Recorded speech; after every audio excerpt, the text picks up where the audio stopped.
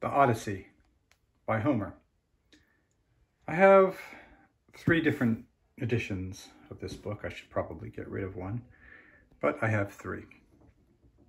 So first I have the Harvard Classics book, which is translated by S.H. Butcher and A. Lang.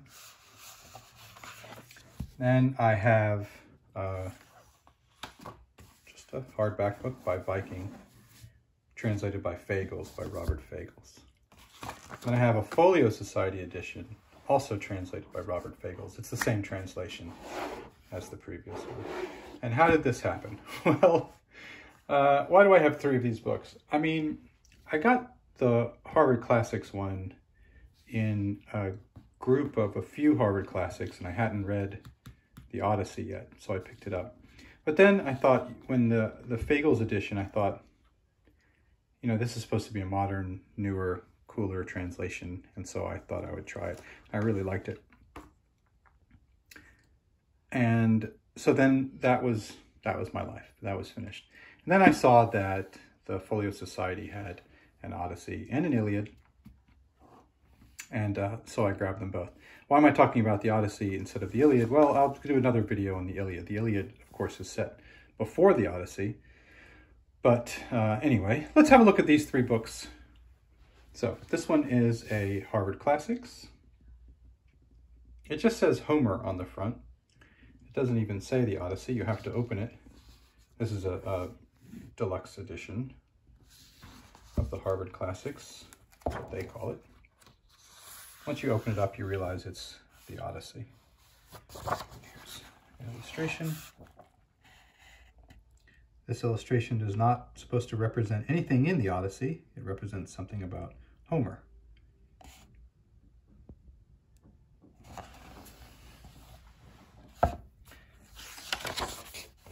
As with most of the Harvard Classics books, the paper is nice and thick, or workmanlike paper. It's not going to tear or fall apart.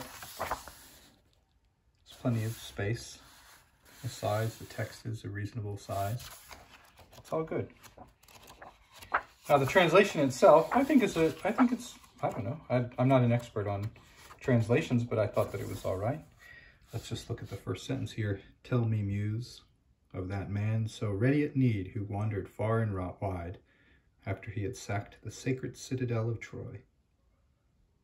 And many were the men whose towns he saw, and whose mind he learnt, yea, and many the woes he suffered in his heart upon the deep, striving to win his own life and the return of his company. The story of the Odyssey, I mean, it wasn't really called the Odyssey. It was just a story of Odysseus, and the word Odyssey came from his trip. He had, after the Trojan War, he wanted to head home, and it took him a long, long time to get home. Meanwhile, there was not just his desire to get home as far as a time factor, but his wife was at home being basically not exactly attacked by suitors, but suitors were all around. They were eating everything she had, and he needed to get home, and he had lots of trials and tribulations. Let's look at this Viking edition. Here's the dust jacket.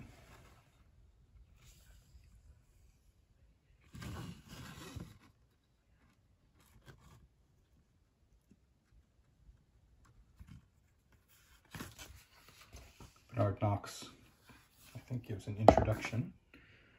This is why he's on there.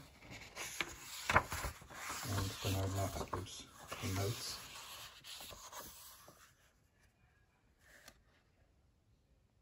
At the beginning of every, what they call book, there's a little illustration. So you can see this is a bigger book than the Harvard Classics. You can just see that by looking at the edges there. And the pages aren't particularly thicker, but it's it just feels nicer. There's more room to be. Comes with a ribbon. Let's have a look at that first. Oh, and there's this nice map as well.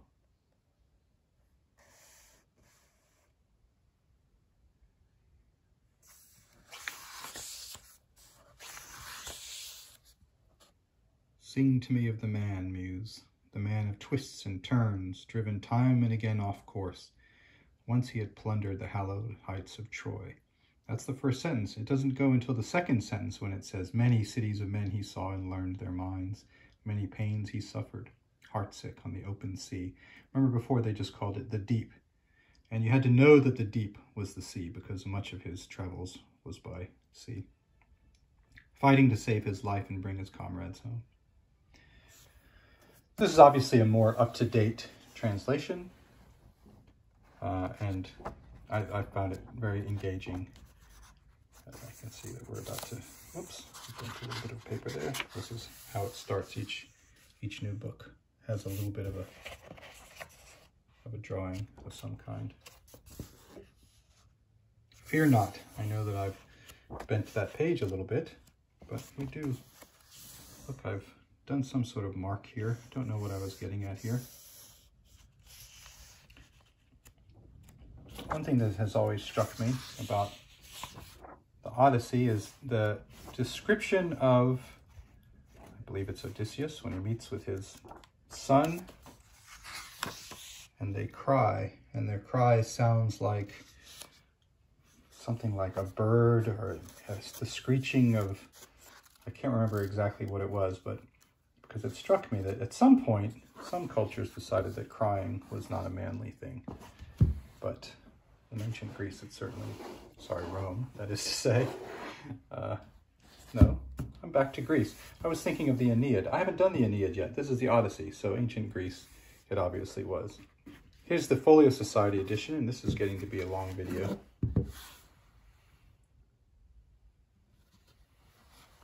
But we'll flick through here. Got a nice map here.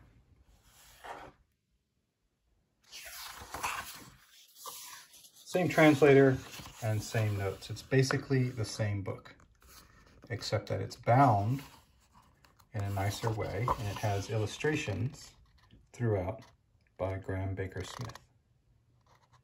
These illustrations obviously give a feel for the times.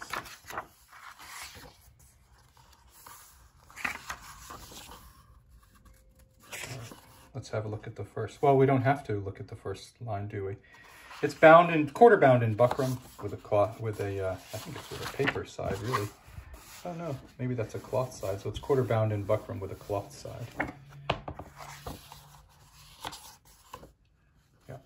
Let's see if we can see one or two illustrations, and then we'll call it a day. Folio Society, acid-free paper, sewn binding. There's no ribbon.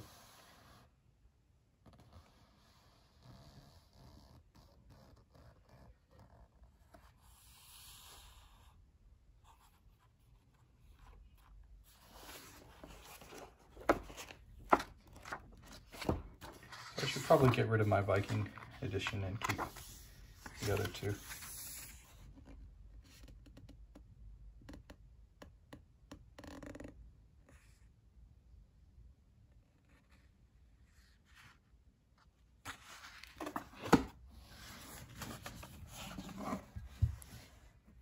Get an idea of the number of illustrations just by looking at the top here.